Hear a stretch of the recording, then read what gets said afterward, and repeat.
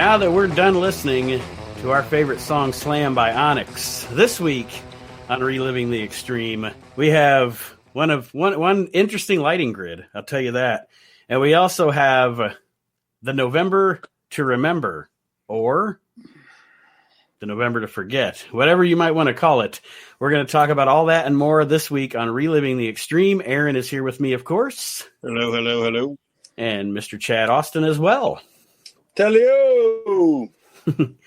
We want to welcome everybody to the show. This week we are going to be reviewing. I keep thinking of Slam by Onyx. We're going to be reviewing November 16th, 1993. Oh, fuck. All right. Well, fuck it. I'll just scratch everything out of my notes. We're going to watch Slam, 17 times for an hour? It feels like we already have. Jesus. Like I said, we are reviewing the episode of ECW from November 16th, 1993. It is the episode after November to Remember. There is no footage at all other than what's on these shows that I could find of November to Remember this show. So I take full blame in this, is that I actually do think that if it's out there, I do think that I do have it. Mm-hmm. And at the current moment, I didn't have the capabilities to dig it into my archives to find my, I might even have like the official, like if it was released, was it released? I don't think they keep calling it non-televised, but I don't know if it was released on video or not. Well, I guess we'll find out in the weeks to come because they love commercials on these shows, so they'll definitely be running a commercial for it. Yeah, I know, but could that not been one of the ones that Paul sold to RF Video? Possibly, yeah. I mean, that's why it was not released, and I thought that I have every ECW arena show that was filmed. I think I do, but I just have to get to them, and I don't even know where they're at. They're just, they're just buried in shit. And I remember, like, that was the time where Paul was having a talk with RF Video about taking over some of the stuff, because everything you're describing right now, Nate, but as far as like the opening of the TV, the production, all that stuff, it was all new, and I wasn't there because I was working some other show, like a paid show, and there was somebody that was on the show, not on the show physically, but was mentioned on the show that we're doing, that was at the show that I was at, like, that night. And but I don't know, the video of it that I know of does not exist. I've never seen. I searched every video page, pirating page, everything I could try to find that show so that I could get you guys a link to it, and I could not. I found November to Remember 94, but I never found 93.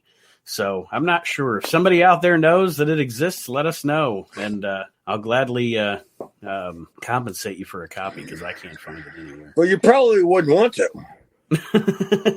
Sounds like it. It looks like it. The whole entire show, like, there's a lot that I don't know about the show because I wasn't there. Mm-hmm. But at the same time, the show that I was at was only like an hour and 40 minutes from Philadelphia. So, like, they had multiple guys that were on both shows, I think Mr. Hughes was one of them. And I definitely knew Bundy was, because when they were going later on talking about Bundy, I said, he was on the show that we were on. So he probably worked before intermission. Well, I was going to say, maybe that's why, and whatever, it spoils something for later, but maybe that's why Neidhart said Bundy was here and then he was gone or whatever. Maybe he had to boot scoot and get out of there to get to the show that you were on. Yeah, I know. Maybe it was vice versa. Maybe he worked Philadelphia first, because Philadelphia, when they were on TV, well, no, that was a night show, because it ran opposite the same reason why I wasn't there. But yeah, the only thing I remember was, I think Axel and Ian, I think they worked that show, and they tried to make our show, but they just couldn't make it for, I don't know, whatever reason. Like, they were just late or whatever, and couldn't make the show. But yeah, like, it was funny how you, like, in the course of one entire show, you see 2, 3, 4 guys that just worked in Philadelphia, and they're coming down and telling you how cool that show was, or whatever. Because Johnny Guns, let's be honest, seriously. Johnny, stop it. Enough. Sincerely. Seriously. Yeah, because I mean, and you're just like, what is Paul doing? Like, obviously he was trying something different with the lighting thing. Oof. That was gross. Yeah, this lighting grid was terrible. Like, well, how much do you want to bet? As soon as he saw it on the replay on TV, he said, "That's not it. Never again." Yeah, it made that build. It made it look even smaller than what it is. Yeah, it made it like fucking tiny. He probably saw that and he was like, "Chris Michaels and that lighting grid, never again." Never. That was the kind of lighting where you would have had come on when you're late, come out and dance top the ECW Eagle nest. Jesus, it was all like just spotlighted. Get out of here! It looked like Tommy Dreamer and shit. It looked like the lighting from a high school dance. Seriously, it didn't even like blink or change. Is time after time going to play at some point this evening? Yeah. Well, we start the show off with a Bad Company promo that wasn't good. Well, we actually technically started out with Maddie in the house. No, yeah. I guess I wanted to block that out because I see way too much of Maddie in this show. Every time I see Maddie in the house, I wanted to bring back Sully in the shed. Like, this is just bad. Dude, he's got some great hair, though. Fuck, that guy's got great hair. I wish my wife had hair like Maddie. Our wedding pictures would be fantastic. The Bad Company is talking about challenging Public Enemy to an empty arena match. We'll get to that later. Oh, yes, we will. I also think that Paul Diamond tries to imply they're from the hood. Yeah, he does, and it doesn't work. The main streets of Montreal. And Paul. Go ahead, I'm sorry. There's some things that Paul Diamond said in this that just boggled my mind. Him attempting to say they're from the hood, and then his closing line is, "We're going to show you just how bad this company can be." Dude, I thought that was a great line. I loved it. Like, he foreshadowed the ending of the show. I know. That was great. That's why I thought. I was like, wait a minute, that's a great line. They should have him open every week of AEW by saying that. We're going to show you how bad this company can be. Yeah, but you would need 7 people to say it. No one person can do anything in AEW. They need like a manager and 4 other fucking people. Even the jobbers have fucking stables. Yeah. Whatever the fuck the QT did. What the fuck? Public Enemy's response to this promo is interesting. They're gonna slit throats and stuff. Yeah, stick them with a fucking ice pick. What the fuck? Well, you know what? Going back to the Bad Company promo, I didn't think it was the worst because I mean, let's be honest. Their best work was in AWA, which wasn't the mecca of pro wrestling territories. So they made it to the top there. It was great, and I was just like, well, their promo wasn't the worst. They got the get in, get on, get off, get out, get over, like spot. But the when Public Enemy came on and they suggested the no fans. Is that what you're getting at? Mm-hmm. No fans, no cops, no vendors. Oh, well, they could have had that match 3 months ago. Cabrini College. Yeah, Cabrini College. and they wouldn't even add to advertise Johnny, it. let's have an empty community college match, Johnny. Like, as soon as I heard that, I think I forgot the rest of the next, like, 7-8 minutes of the show because I was laughing so hard. Like, yeah, they could have done that at any time. Like, and they actually could have promoted the show because nobody was showing up, back in them early days. Aaron? I didn't like this promo. I don't like this whole angle. It's like the beginning of the show is like 17 minutes of Public Enemy, Bad Company, and Maddie in the house. It was a horrible 17 minutes. I mean, you having a bad day or something? I just counted the parking ticket. I just watched the ticker on Motion or on Daily Motion. It's like, it's 17 minutes of Bad Company, Public Enemy, and Maddie in the house. And of course, and Teddy said that the war is over. How's the war over? you just declared war. Yeah. I mean, you have another match like in 4 weeks. This isn't the Desert Storm skirmish. I mean, Lord. Yeah, he's not in Stargate 90. And as we alluded to at the beginning of the show, after the Public Enemy promo, part of the 17 minutes here is, the entire Onyx Slam video again. The whole thing. But it was edited. Did you watch it? No, because I fast forwarded through it. It was edited. I saw it last week. No, you didn't. You didn't see all of it. I guess not. Well, did last week show all the November to Remember footage? No, last week showed it showed highlights from the last Bad Company Public Enemy match. Yeah, this video showed all like a bunch of highlights from the fucking well lit ECW arena show. November to the Remember thing.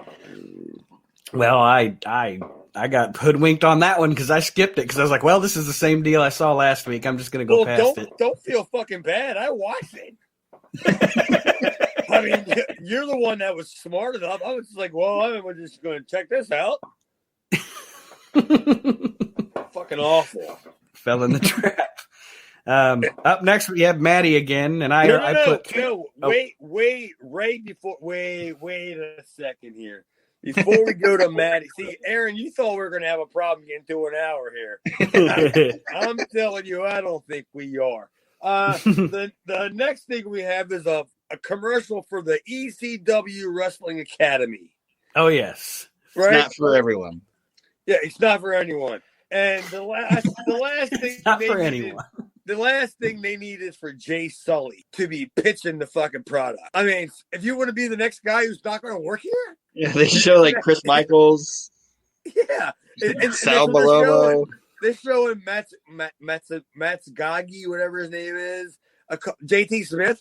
They're showing him, and they're showing Christopher Michaels, and you got Jay Sully pitching the commercial. Like, none of you are going to be here in 2 weeks. You might want to fucking, figure out a different way to promote your wrestling fucking academy. $3,000. I'm surprised they didn't show the Canadian Wolfman getting beat up by Terry Funk. Or tearing the ring down. Yeah, you can train in this ring. Want to learn how to build a ring? That was terrible. Like, want to learn how to be a shitty wrestling announcer? Yeah. I mean, come to this school. We'll fucking do nothing for you. Hunter Q will teach you how to manage. Oh, yeah. For Dairy Queen. Yeah, because it's not going to be in this fucking company. You've already seen the last of him. This reminds me of Chris Rock's joke about community college. It's a disco with books. I love that. But anyway, up next, again, like I said, too much Maddie already, I wrote here. Maddie in the house is back to talk about the ECW Tag Team Champions. Yeah, I can only write down that Maddie's a piece of shit so many times. Johnny Hotbody and Tony Stetson in their match with Bad Breed. What the fuck? Why are you doing that? Why are you wasting the ink, the time? It makes me feel better. It makes me feel better. You feel better because you write Maddie's a piece of shit on a piece of paper. Yes. It's cathartic. For him. It's cathartic. Did you say retarded? Cathartic. Oh, all right. It's probably a little retarded too. It's something. Yeah. Like, believe me, you can park in one of them first 3 spots at Walmart anytime you want. You go in there and you tell them you write down it's retarded, and they'll overlook it all. Jesus. Let him have the card. He keeps saying Maddie's a piece of shit. Dude, I got something written down in my notes that I can't even fucking read it. But I think it might have something to do with the Rotten Brothers. Well, we're talking about Bad Breed. I think Humpty Dumpty's written right next to it. Yes. Yeah. Is that where we're at? Somebody calls them the Humpty Dumpties of the NWA. Is it Maddie Tony Rumble? No, Maddie does. Maddie does. Yeah, because they don't air the commentary for this part. It's just Maddie talking over it about it was Bad Breed versus Stetson and Hotbody. And then Stetson and Hotbody apparently won that one. And Johnny Gunn and Tommy Dreamer make a challenge to Stetson and Hotbody. Johnny Gunn and Tommy Dreamer make a challenge to Stetson and Hotbody and win the ECW Tag Team Championships. At least this is the first time we've had a title change. What? Like a legit title change in ECW. No way. It's got to be overturned. Something's got to happen. What is Bill Alfonso here yet? I don't think so. No, he's in the WWF still at this time, I think. Well, something's got to happen. This can't stand. There's no chance I'm going to recognize fucking Tom Brady as a fucking ECW Tag Team Champion with stupid Dreamer. They won't have him next week. Don't worry. Yeah, because Tom Brady ain't there after that night. Here we go again. They're fucking with my emotions with the ECW Tag Team Championship. Yeah, I mean, they get you to care. They suck you in. You probably spent $20 on a fucking Johnny Gunn fucking T-shirt. I know you probably did. And probably an armband, too, because you wanted to raise your arm up when he came out. I'm sure you did. And then all of a sudden they come out, and then there's no more fucking Johnny Gunn. And then you get crappy Tommy Dreamer, who gets all fat and puts the fucking shirt on. Yeah, this is and their promo is like 20 seconds, and then it's just done. Like, oh, that was a great promo. Well, no, I mean, I'm glad it was short, but it's just like their tag team titles change hands, and it's just an afterthought. Mm-hmm. Did you guys call the hotline? No. Like right after they announced it? Because, you know, if I remember, isn't that Feinstein's number? I don't know. I know they did like 7 commercials for it during the show. I should have called it. I think it was Feinstein's number back in the day. Because I know I called it. I mean, did I tell you guys I called it for date? Like, no. When I was working. Did I tell you guys that? The same phone number they're giving to the fans is the one you had to call to get your bookings? To find out where I was booked at. Like, did I bring that up a couple weeks ago on the show? Oh, I'm sorry. Yeah, I used to have to do that because, I mean, you try to call Paul and you get the mystery house guest, and that was fucking Matty. And he was there conditioning his hair. Dude, and sometimes you would get Paul and you call his number and he would go, hello. And you go like, hey, is Paul there? And you go, who's calling? And you go, well, this is Chad Austin. He goes, Paul's not here right now. And I would hang the phone going, that was Paul. He's at the Terror of Tabor. That was Paul. Like, he clearly answered the phone and just didn't want to talk to me. But yeah, I have heard Matty answer the phone at his house. And I was just like, well, you know, I'm not one to judge. Well, now if you call Feinstein, if you call that number now and it's still Feinstein's, you're going to wind up on like a Fed list or something. Fuck, I ain't calling Feinstein for shit. I have his tape. I do have it. They do I have an original of his tape. Tommy and Johnny do a promo after this, and it's a fluke and it's a robbery, guys. Yes, absolutely. That's what they call their title win. Well, how long do you think after Paul filmed that video with Tommy and Johnny there that he realized this is not what my audience is gonna want? Yeah. Well, I mean, obviously, did you guys get that impression? Yeah, and I think, if I'm not mistaken, I'm pretty sure the crowd was the audio that I heard. The crowd was booing them even when they won the belts. Oh, it was Johnny Gone. Mm-hmm. They have all. I mean, I love Tom. Tom's a great friend of mine. I've known Tom for almost 30 years, but he had been around in that part of the country for so long. You know, there wasn't anything you were going to do with them. You know, you couldn't freshen them up to the point where anybody was going to care because they had already seen them. Was this the time where wasn't one of the traveling matches him and King Kong Bundy on the East Coast? Oh, I'm sure it was. I mean, maybe not as far as Maryland, but I remember as a kid seeing it seeing that match in the magazines a lot. Johnny Gunn. He was always him and King Kalua. He wore a King Kalua a million times. We get another bring ECW to your town, as we talked about the ECW hotline there. And up next, our buddy Sal Balomo. He wants to tank you, everybody. He wants to tank you. Aaron, I know you got something on this. I was just pleased to see him. It made it as like the highlight of the first half of this show was Sal being back, being ready to thank the kids. He's going to dedicate this comeback to the kids. It's all about the kids. I was happy to see him. Doing this show has made us a Sal Bellomo fan club. I love it. He's going to thank you, though. He thanks you. He thanks the kids. He got his revenge. He got his revenge on Rock and Rebel at the show. Of course, it gives me a bigger appreciation for watching him build that paper boat on TNT. Do you think he went home and he told his fucking wife, he's like, I got the revenge on the Rock and Rebel? or like, did he go like, I got the revenge on Chuck? Onto the Chuck. I got the revenge on the Rock and Rebels. Shut the fuck up. Take out the trash, Sal. I hit him with the chair. He fought out.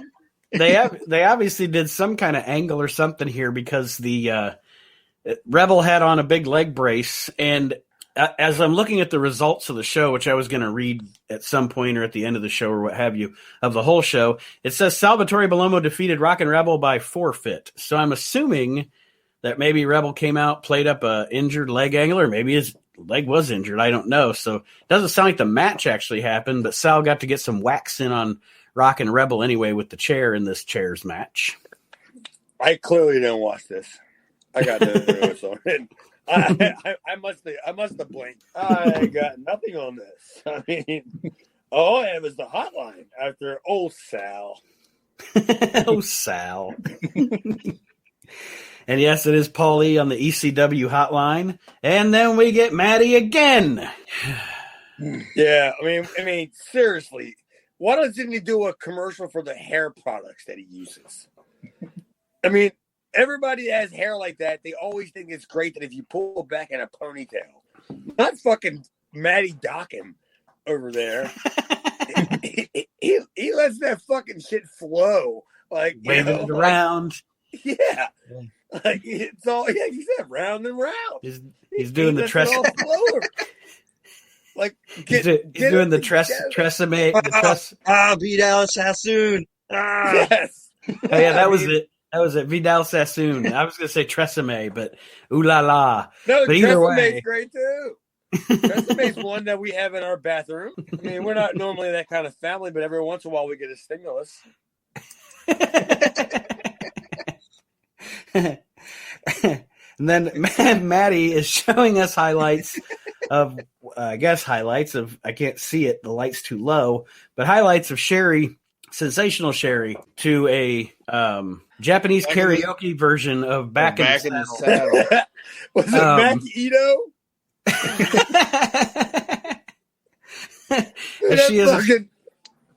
That popped me so much when I was like, what the fuck is this?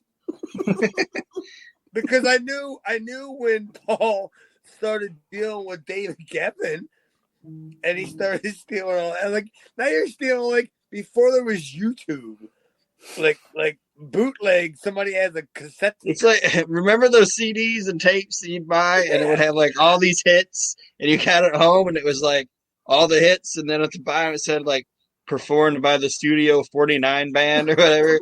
I think that's what Paulie got. He got one of them. He's like, "Oh, I can get this for 25 cents at a truck stop," and then he got it home, and it was just fucking bootleg bullshit. But tell me that fucking video wasn't badass. It was a cool video, and it showed Sherry as being a badass. But man, that Back in the Saddle was a terrible version. Oh no, the song, yeah, the song. I almost wish it was the WWE version of it. But it's so bad. Vince was probably like, just use it. Nobody will think that. Yeah. They'll think we faked it. Just use it. Nobody's going to claim that, pal. But her beating up everybody, like just showing like her. I mean, I love Sherry. I don't know how many stories. I've been on probably 70, 80 shows with Sherry, and she's the best. And I've even traveled with her. And she's the best, and she literally is the baddest bitch. That's not a work. Like that's Medusa could probably fuck with her. Ronda obviously. Oh, Sherry's dead, so she could totally fuck her up now. But but back in the day, there wasn't a whole lot of people like there was a lot of people that wouldn't want to work with Sherry because she was aggressive. And it wasn't aggressive like she wasn't Stan Hansen, for Christ's sake. Right. Or a Bruiser Brody. Just very, very into performing and getting into her performance. I assume that's what you're saying. Yeah. She didn't want to do the routine that a ladies' match used to be. You know what I mean? Mm-hmm. A ladies' match had the hair whip spot. It had the monkey flip. It had the, all that bullshit, like a midget match. Yeah. No, she didn't want that shit. She wanted to work like a guy. And damn sure she couldn't fucking work like a guy. That bra was badass, dude. I got drunk with her a couple times. She, as Paulie puts later in the show when he's describing November to Remember, Sherry beats up a bunch of broads here in the ECW arena, and she makes Malia Hosaka bleed. Aaron, she says she's the first woman that's ever been busted open in America. I don't know if that's true, but maybe since Mildred Burke. How would you know? I listen to Jim Cornette, and he knows everything. Oh, of course he does. Just kidding. No, but they definitely are playing up this angle that Sherry, it's the first time there's been blood on a woman or a woman busted open in the United States in pro wrestling, and whether true or not, it at least gives credence and hypes up Sherry in the ECW. I don't know how much longer she's around. I don't remember, but I think this was well done. It's also glad that Joey's around now. Joey's taken over. Joey Styles? Yeah. Oh, okay, I got you. This first half is on Maddie. Now Joey's running the ship, so it's better. Well, somebody's got to tell the story where it makes fucking sense without going, fucking dumbass. Like Malia's, I've obviously told you Malia's my friend. Mm-hmm. And I'm willing to bet that this is probably the last time you're going to see Malia on the show, and it's probably going to be the last time you most likely will see Sherry on the show. If not, she only has like one or two more visits. You know what I mean? Yeah. Yeah. Well, and I assume they, I don't know. Well, I was going to ask you, but then you told me you weren't at the show, so you wouldn't know. I just wonder how the crowd, or if the crowd reacted to the fact that Medusa wasn't there, because originally they were hyping Medusa. So it's like you're thinking, well, what can we do to make the crowd happy since we're not going to deliver the match? Let's just let Sherry beat the fuck out of every woman in the building. I saw the highlights in the video, and I was like, dude, I want to see this fucking match. Yeah. Because I almost called Malia to have her on the show today to be on, because I was like, God damn, like she beat the fuck out of you. Kind of thing, because we've all gotten this shit beat out of us before, so it's not like you can anybody's going to be like have any hard feelings about it. You know what I mean? Right. I've gotten my ass kicked a fucking bazillion times by people, and it sucked. It was a beating, and Malia has too. But yeah, I was going to call her, but she was in Texas, and I think she had a show tonight. So, but give Malia Hosaka, find her on Twitter. I don't remember her Twitter handle, but you could find her. We get a commercial for the Variety Club, Todd Gordon's favorite charity here, that we've already seen before with Sandman. You know how funny it would have been funny if one of these videos would have had the Sandman, because he had like 30 beers. He was the one that was laying down in the truck, and the Down syndrome child was like standing next to him. like he was the guy there for him. Like, you need this more than us, sir. And they're just like giving him 20s. Like, thanks, kids. Todd Gordon's dropping off the Sandman, Down syndrome fucking thing, whatever. and he's more fucked up than they are. That they keep him. They keep him. Like, yeah, he has to get dropped off in one of them U-Hauls that Sandman was landing them with the handicap kids. And they dropped him off there. And you said we couldn't do an hour, Aaron. That's great. But Public Enemy now does a promo in the alley behind the arena for the empty arena match that we're supposed to see later on in this show. We're hyping it up here, folks. We're getting there. Don't worry. And then, of course, we get another If You Missed November to Remember promo, which if you missed it, we've shown you the entire show throughout all the If You Missed commercials we've shown through the show. And now we're going to go to a match that they say was taped exclusively for ECW TV at the November to Remember. Okay. So, thanks. That shows you what you think of us there, ECW. Sandman versus Jim the Anvil Neidhart in the ECW arena with Joey Styles and Tony Rumble on commentary. And I can't wait. Fucking terrible. I can't wait to Tony Rumble. Hold on, Aaron, just a second, because I can't wait to just sit back and listen to you two talk about this. But the entire time I was watching this, all I was thinking was, do I prefer Tony Rumble or the Duke of Dorchester? Which one's worse? Wow. That's a heavy criteria. Well, which one's worse? Yeah. Oh, clearly it's Tony Rumble. Oh, yeah.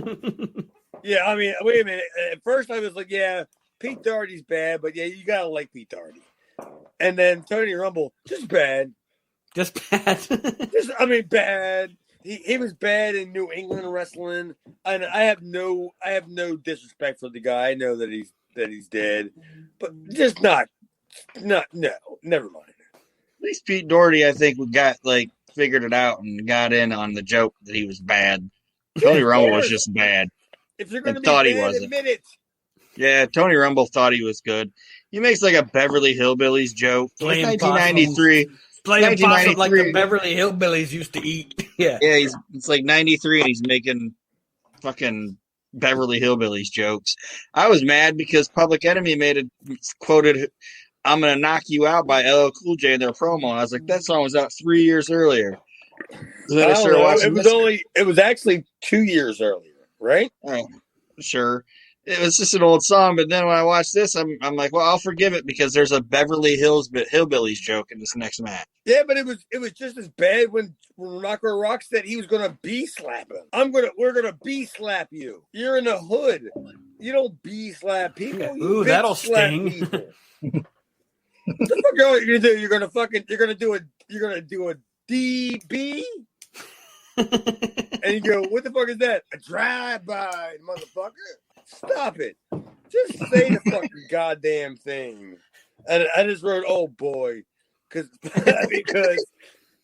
they look like total fucking fools. Because didn't they walk away when Johnny said something and Teddy just started grabbing him by the neck and they were walking away? And I'm like, yeah. Where are you going, Applebee's? What the fuck? I like the Clubhouse Grill, Johnny. Yeah. No, man. Just shut up. You're both fucking dumb. Speaking of the Sandman and the Anvil match, I have a great story with the Anvil. I was working on a show with him one time, and I did some kind of charity thing for I don't know what it was, but I got a fucking a ping golf ball hat, whatever. And I ran into we had Neidhart. It was very close to this date. It wasn't this date. I know it wasn't. And he goes, "Oh, you play golf?" He goes, "What do you shoot?" I said, "I shot a 74." And he goes, "What?" I go, "Yeah, it was a par 3." and he totally said, "What the fuck?" Hey, well, I didn't lie to him. What? Fuck you. So I'll spend all day fucking walking around fucking chasing tiny balls. Yeah, chasing. Yeah, what a stupid sport. Anyway, Hey man, in this match, he hits Neidhart with a clothesline and takes a bigger bump off the clothesline than Neidhart does. I don't know what the fuck happened with that because I walked away and I literally I pulled the cornet to the nail and I was like, I'm not watching this. And I got up and I threw some old spaghetti away in the trash can. And then when I came back and I sat down and I watched and I said, "There's a double clothesline, double down." That was terrible. It was so stupid. It was just during the match too. I don't know. I don't understand. They did they did the double noggin knocker, and Joey says that move is called the double noggin knocker, and they allude to Gorilla Monsoon being the man that says that, or they say a man that eats bananas says it. This is the commentary's ridiculous. And then I can't even summarize it. And then Tony says he's peeling more than bananas, and I'm like, what the hell is he he says he's peeling something. He says he's peeling something other than bananas. What does that fucking mean? What does that even mean? Yeah, like because they do the double noggin knocker, and then Styles is like, oh, we know who said that, He's a gorilla, and then he likes bananas, and then fucking Rumble's like, who are you talking about? Tony Rumble and who else? Joey. Who else? Who's Joey? Bananas? Joey and apparently Gorilla Monsoon. They bring up Gorilla Monsoon in this match. Was on the show?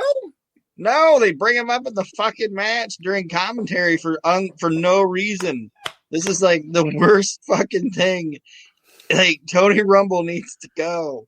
Well, that's how much this fucking segment makes sense that I'm doing the show with you right now, and I go, I don't know what the fuck you're talking about. I don't have any They idea. should have figured that out when that shit went through production and said, What are you talking about, Tony Rumble?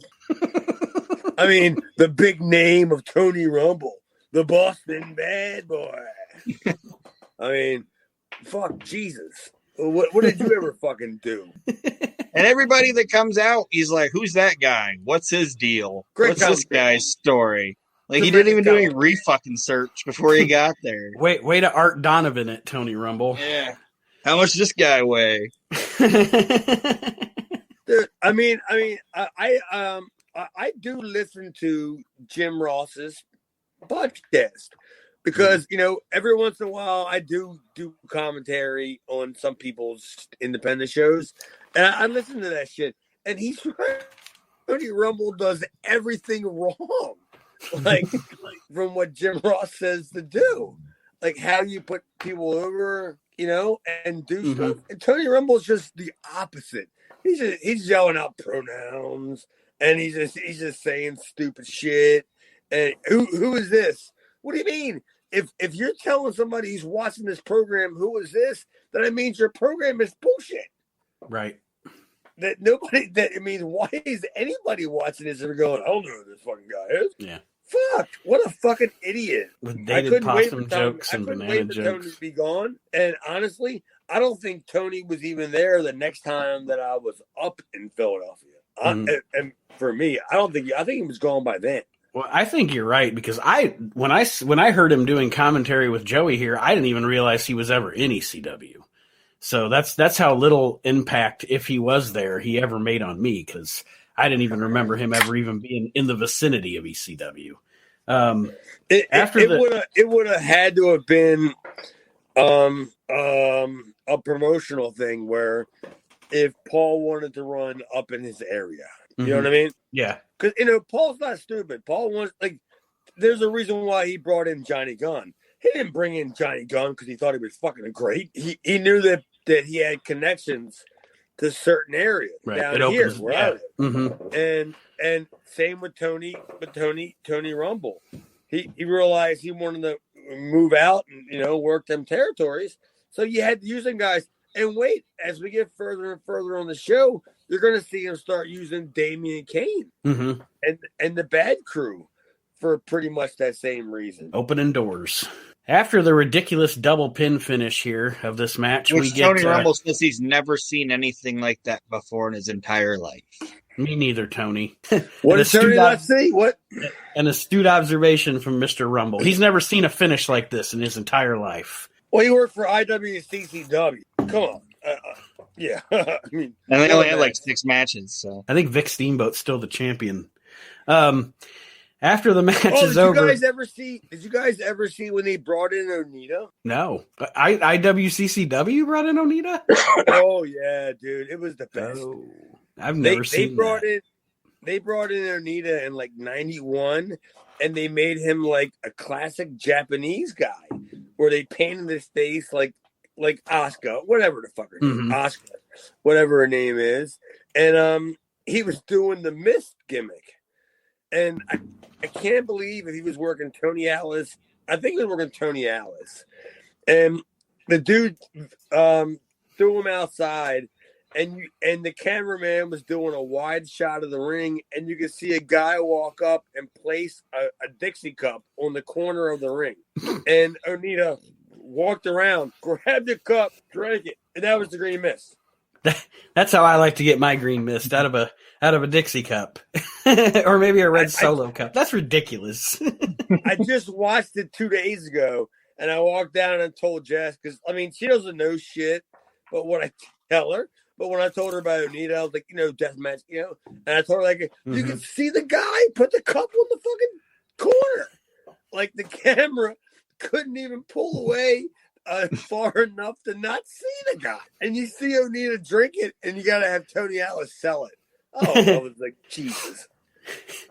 That's what we're going to do, Aaron. That's going to...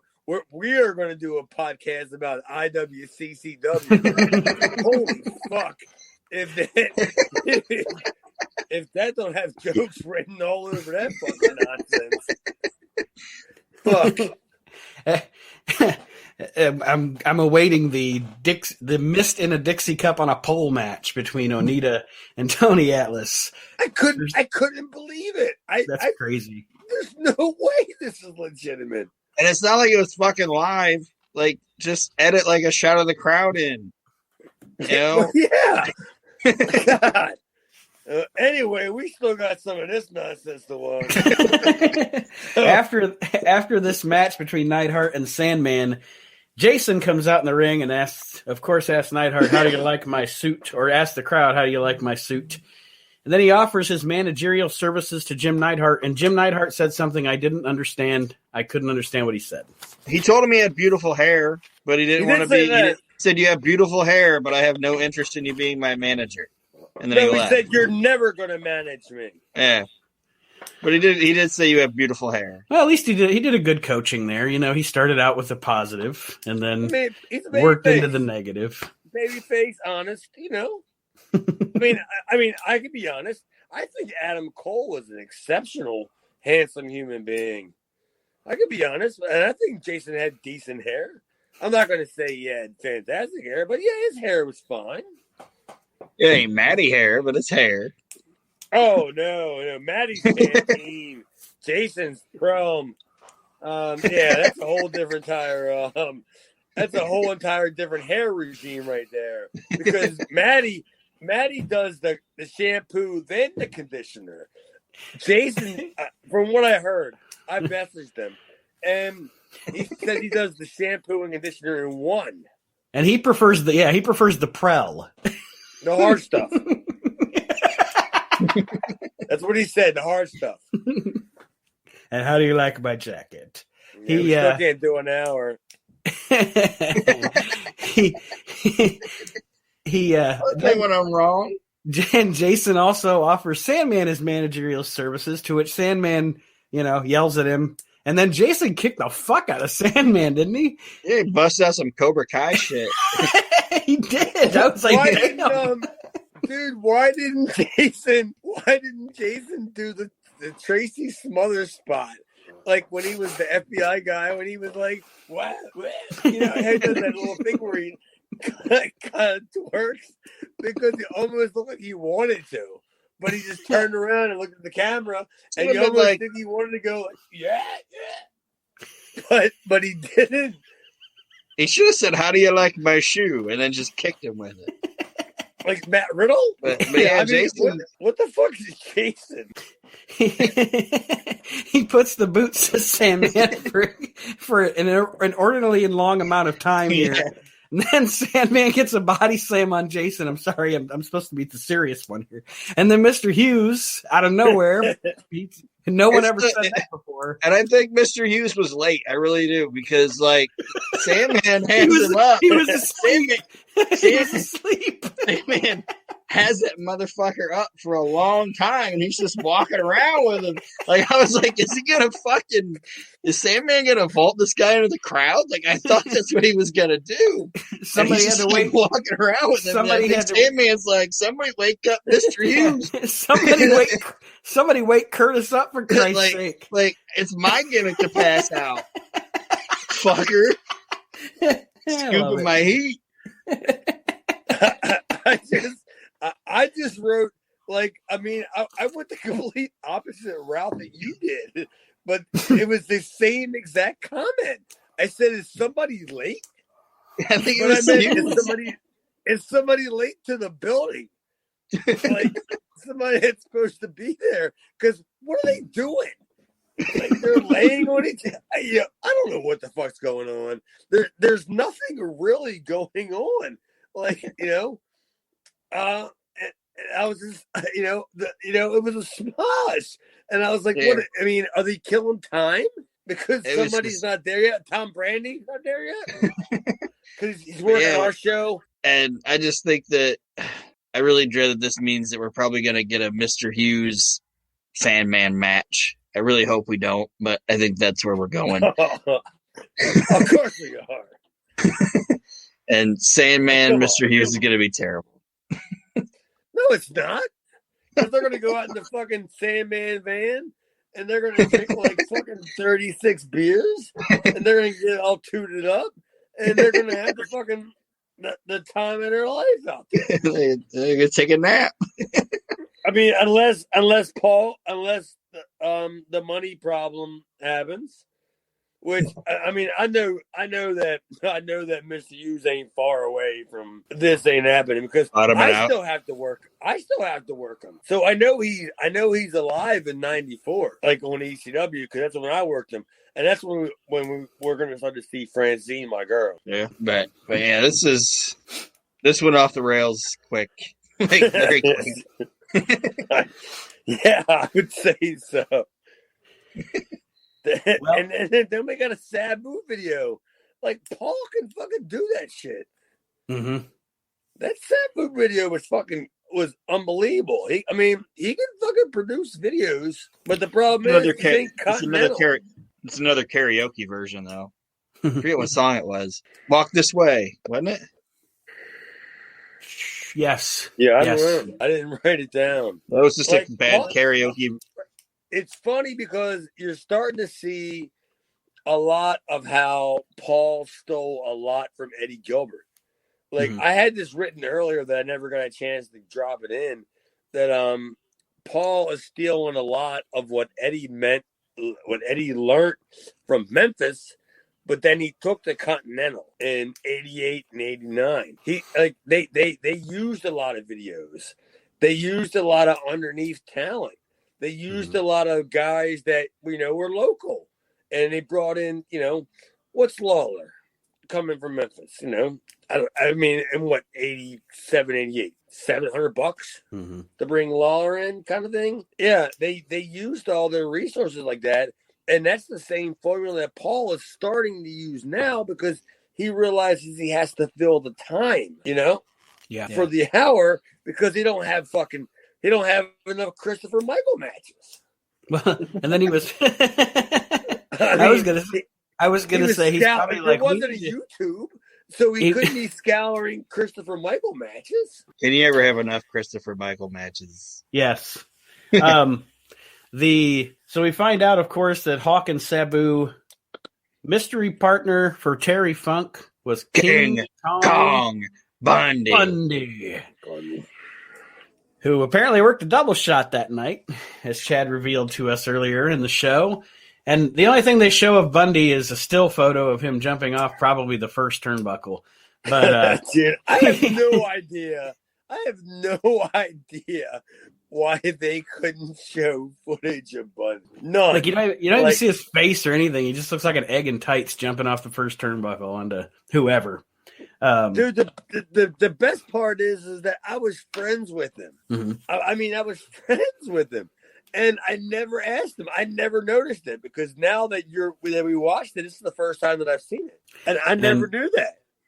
Apparently, I guess I surmise from the cocaine-induced promo we get from Hawk and Jim Neidhart later, that I guess Bundy, I surmised that he walked out on Funk or something during this match, and that's why Terry Funk lost the TV title. Well, maybe he had to be at the show in Maryland. Yeah. Time for the 5 count tonight. That could have been it. Terry Funk is doing a promo here with Joey Styles, and Terry Funk's always good. Terry Funk's fucking awesome. This is awesome. Yes, I really enjoyed this. Go ahead, Ernie. I didn't want to cut you off. This was awesome, and then I've been rewatching Smoky Mountain, and I'm kind of in the same time frame of Smoky Mountain as I'm in with this in '93, and he's awesome there. It's like Terry Funk fucking had a great '93. He was awesome. He does the promo. Terry Funk. Mm-hmm. Oh yeah, that was I mean, I was so entrapped in listening to Aaron describe that promo that I was kind of like hypnotized, going like, yeah, you're right. It was just so awesome that as soon as he was done, I was going, awesome. Like in my mind going, yeah, like that motherfucker, he sold me on the fact that I don't know what the fuck he's doing. I think he's making grilled cheeses and selling them out of his fucking kitchen. And I'm like, I'm buying one, man. You're Terry Funk, dude. It's Funk's grilled cheese. I'm all over this. Yes, exactly. And I'm all over this, dude. I mean, we need your car washed. Like, I'm getting ready to fly to Amarillo. Pack it up after the show so I can just take it to the airport. I've got some chicken wings, and if you want something to go with them, it's the Double Cross Ranch. I whipped it up. Oh boy. Oh. Put that back in the Hidden Valley, would you? Doozy. Terry in his promo with Joey, kind of alluding to Joey, you're the same size as Paul Heyman, and then he's scaring Joey, he's choking Joey, and Joey does a good job of selling it, and Terry does a great promo, and then he calls Joey Styles a puke-faced fool. Yes, and he called him a little bitch and a couple other things too. Well, that was great because I mean, yeah, but it was great because it wasn't about Terry emasculating Joey, right? Right. He was using Joey as a proxy. He was using Joey as a proxy for Paul Heyman. Yeah. Of course. I mean, so it wasn't making Joey look that bad, correct? I mean, no. Joey actually looked. Joey looked. That was. I guess that came out of my mouth wrong. Joey, I think, did great here because he did a good job of okay, this crazy bastard's got me by the neck, and I don't know what the fuck he's gonna do. If I just stay still, if I don't try to run, it probably won't be that bad. It's like when a Doberman's try to run, it's gonna make him mad at me. Mm-hmm. So after the Terry promo, we get Maddie again going on some tangent about Joey crying and preppy and mother. I wasn't really listening. I kind of blanked out when Maddie's on, but he does say that Hawk was sitting in the corner in the dark, probably doing a line. And he took his Maddie cam over to speak to Road Warrior Hawk. And now we get a Road Warrior Hawk Jim Neidhart promo. Jim Neidhart just shows up here, or he's with Hawk. And no, we get a Road Warrior Hawk accompanied by Jim Neidhart. Road Warrior Hawk. Jim Neidhart there. Cocaine. What did you say? Rotary Hawk? Did you say Rotary Hawk? Like that's going to be his name from now on. Rotary Hawk. and road assistant. Why does it take this guy so long to call me back? Yes. He's Rotary. Well, wrong number. God, it was a 3, not an 8. Quick. Rotary Hawk. I can't wait to talk about hemoglobin. Well, I think I see the name of this show. Jesus. It don't take a fucking Johnny Gunn to figure out the name of this motherfucking show. Shit. Okay. Rotary Hawk. That's the best. I want to see the merchandise. We can't do an hour. Never. It'll never happen.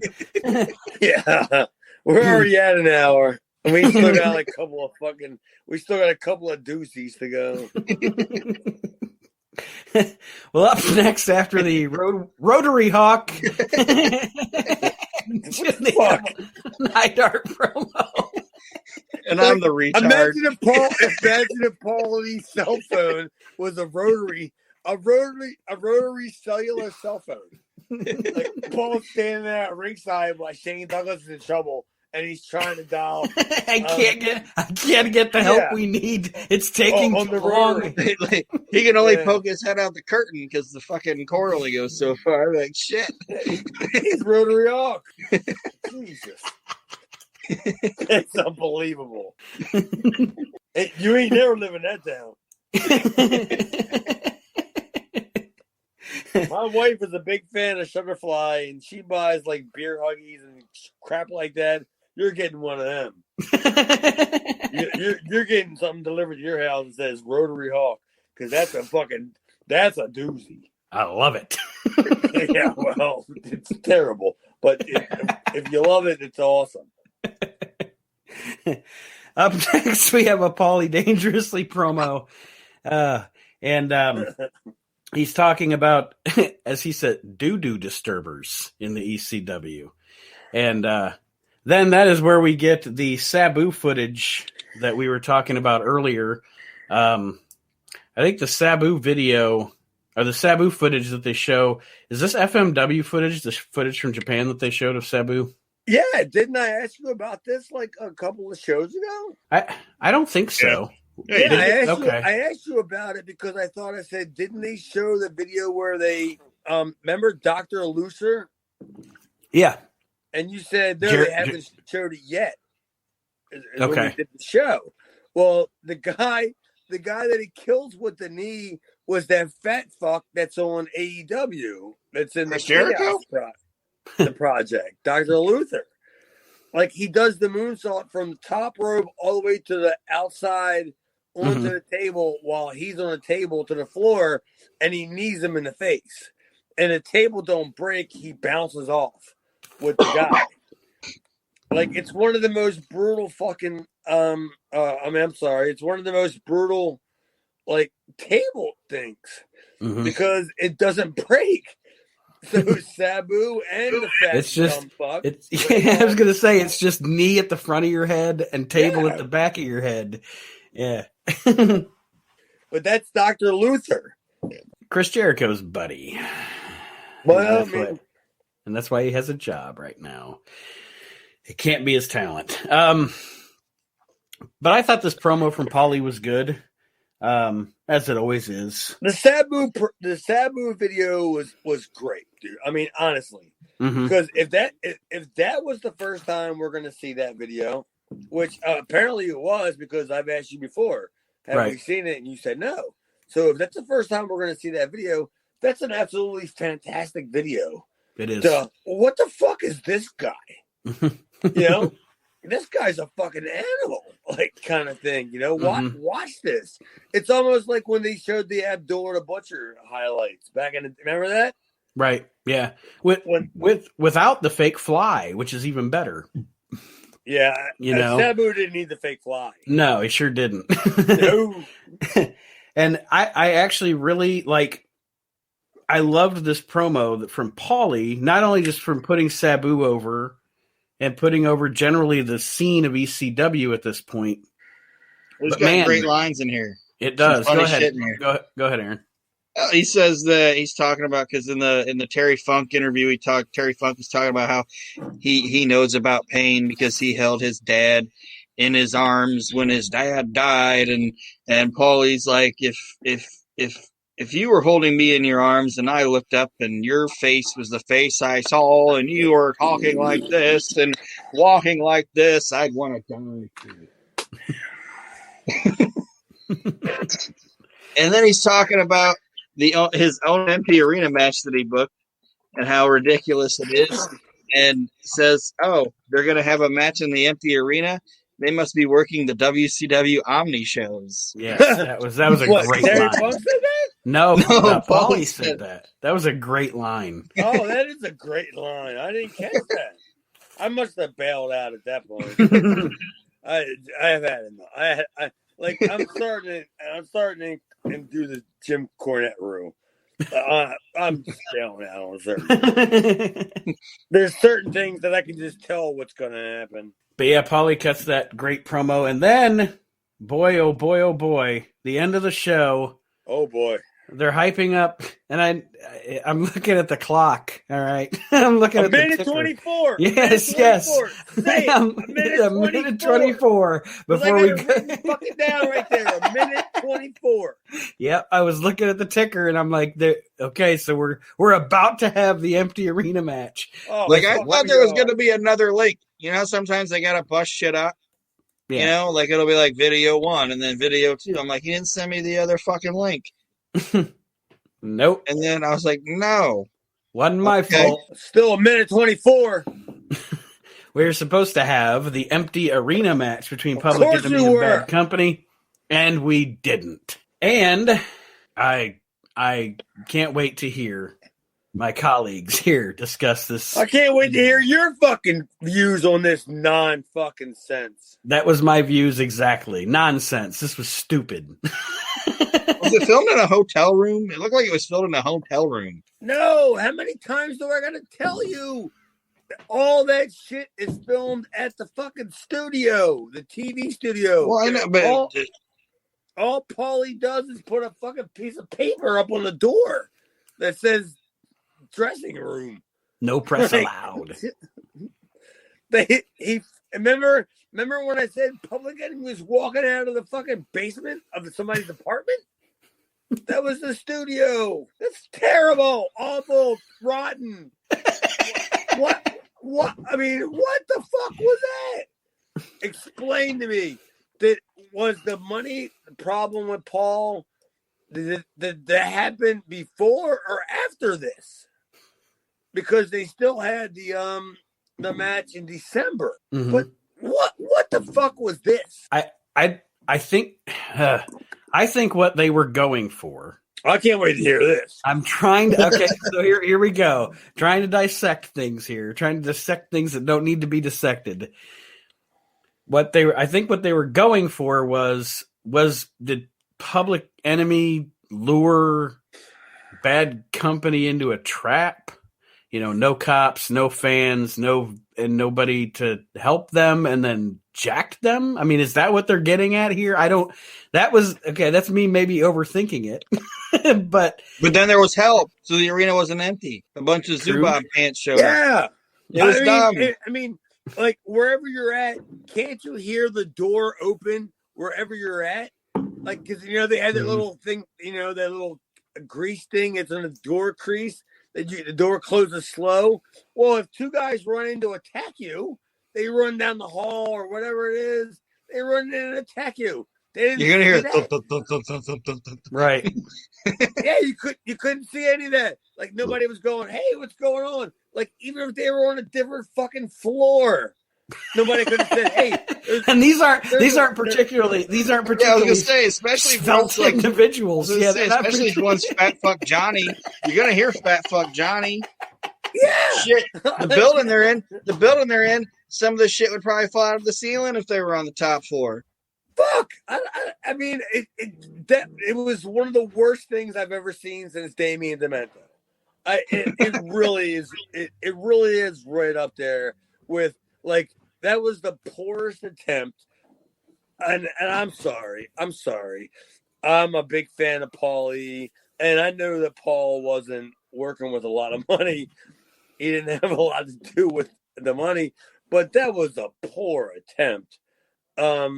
Of trying to do something like that Jerry Lawler and Terry Funk did, 30 years, before that or whatever. Mm-hmm. That was just sad. It was awful. Changed my mind.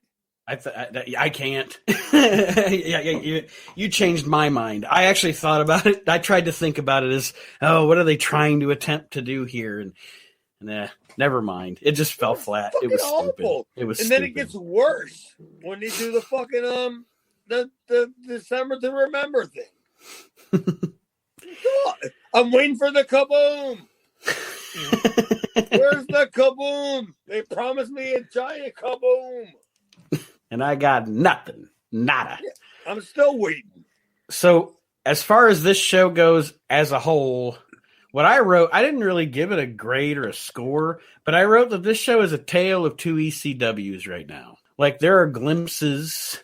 It's so weird because maybe 3-4 weeks ago, or maybe a little bit longer, when we first saw Sabu come on the scene and everything, it was like, wow, this is getting so much better. I'm seeing this and I'm seeing that, and I'm seeing sparks come out, and there's new faces and a fresh coat of paint. And then now we kind of revert back to, this felt like not Cabrini College bad, but it felt like we're taking a couple of steps back instead of steps forward.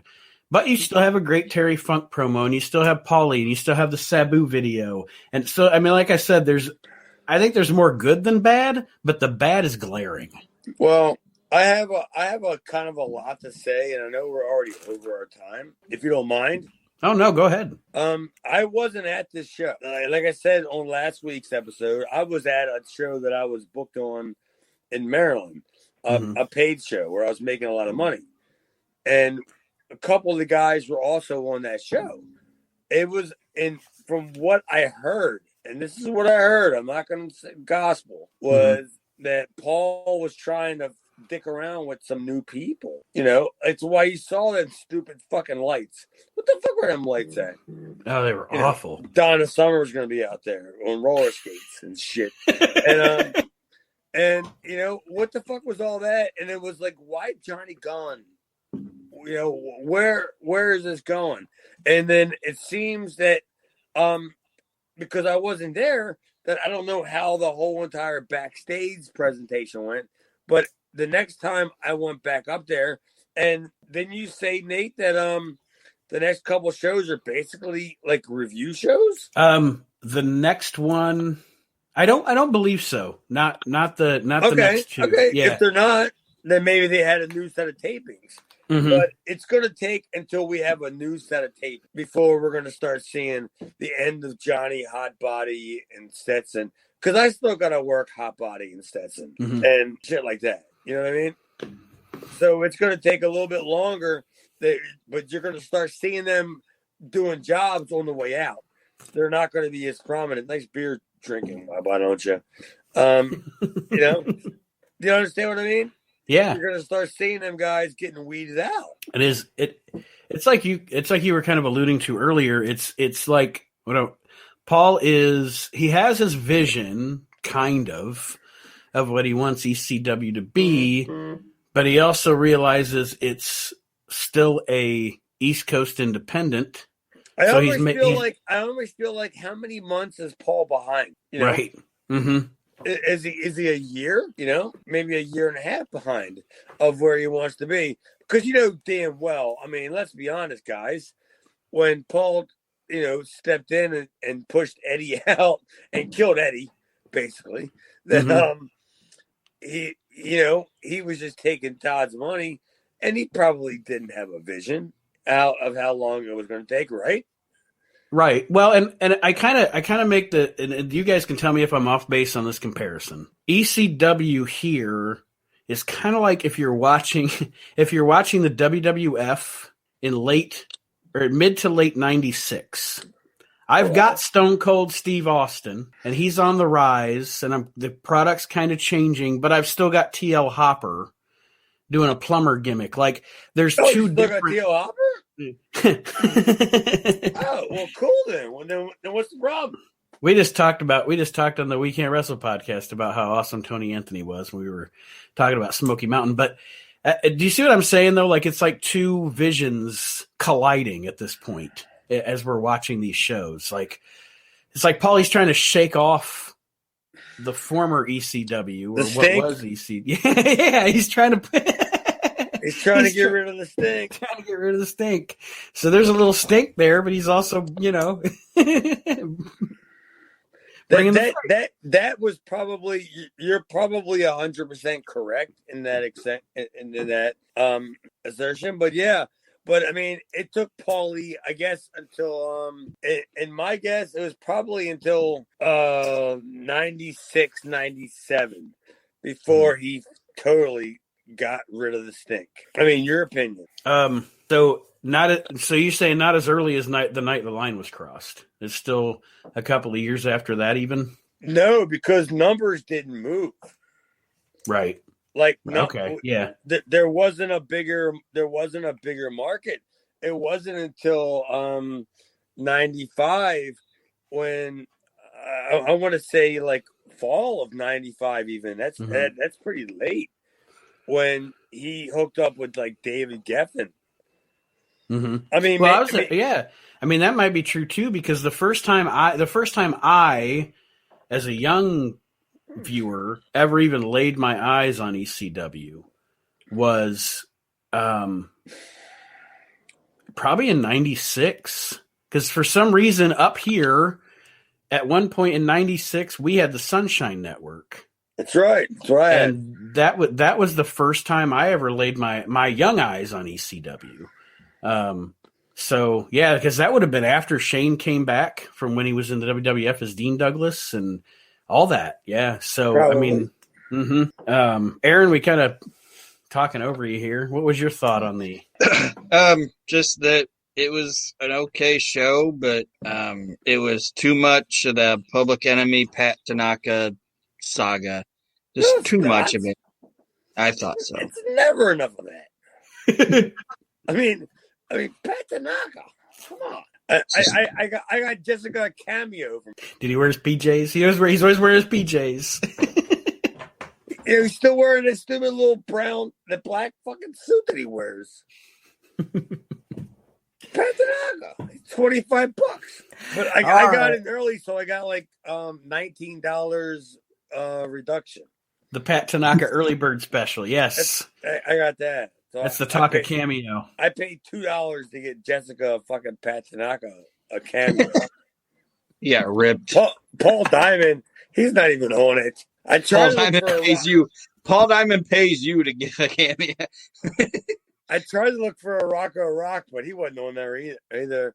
And then I tried to look for a Johnny Grunge. I can't get Public Enemy to send me a cameo. Damn it. All right, Ouija board, buddy. What'd you say? He said he needs to get a better Ouija board. Me? Well, that's how you're going to get one from Rocco or Johnny. That's the only way you're getting a message from them. Can you imagine the Ouija board? You're like, H. Fuck. That's a reality show. You get a Ouija board and you say it's for wrestlers and you fucking say, we're going to look up SD Jones? Holy shit. The stories. It just keeps going to J. Yeah, I mean, B. You would never sleep if you did a Ouija board for old time wrestlers. Fucking never. Just name the fucking worst people. I mean, you guys are from Ohio. I mean, Kiss won't even go there. But if you say Paul Christie, I'm sure you guys know who he is. He's a fucking jabroni on the East Coast. He's a nothing. But yeah, you can reach him. He's dead, I'm sure. Gypsy Joe. Dick the Loser. He's dead. Come on. Oh, God. Who's the other guy he's fucking tag team with? The guy that sounds like he sells used cars? Brunson Myers or whatever his name is?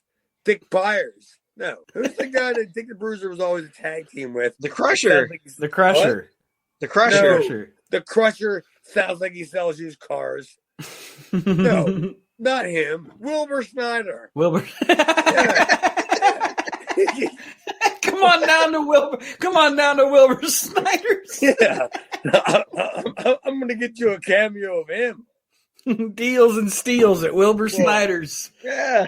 At least his wife. Wilbur Snyder Subaru. We want to put you in one right now, buddy. I don't think Wilbur Snyder's doing too many cameos. But I'm going to get you one of them. This fucking All right. show's going way off the rails. We'll put a bow on it here, but I do want to remind everybody as we sign off here this week for a great edition, by the way, of Reliving the Extreme. This has been a blast. You can join us. How did it go an hour and a half? How did it go an hour and a half? Are we allowed to go an hour and a half? We can go as long as we want to. Does the network allow Pay Apple Extra now. I have no time constraints on this show. We join us on Facebook at our Facebook group, Reliving the Extreme. Follow us on Twitter at Reliving Extreme. Follow Chad on Twitter at Chad Austin Demera. And be Chad's friend on the Facebook, and you can join Chad's Video Vault. Okay. All of that and much, much more is available out there on the interwebs for the Reliving the Extreme podcast. And guys, any parting words before we sign off on what Aaron thought was going to be a 20-minute episode? It turned out to be our longest one yet. All right. I'm retarded. What can I say? You got nothing, Aaron? No. He said no. Yeah. You said we weren't going to do it. We can't get an hour out of this. I was pleasantly surprised. We got a lot out of it. We got Rotary Hawk, Wilbur Snyder's Subaru. I don't even know a theme for this show. Wilbur Snyder's Subaru. I could make a fucking meme out of Wilbur Snyder's Subaru. And I'm going to work on it. Dude, I can't believe we don't have like 605 numbers. What? Who the fuck is not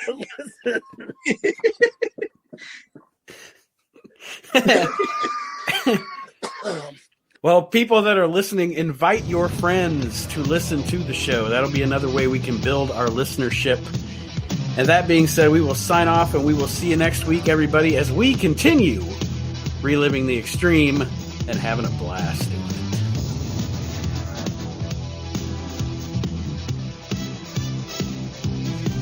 Reliving the Extreme is a production of Maxing Out Media, all rights reserved.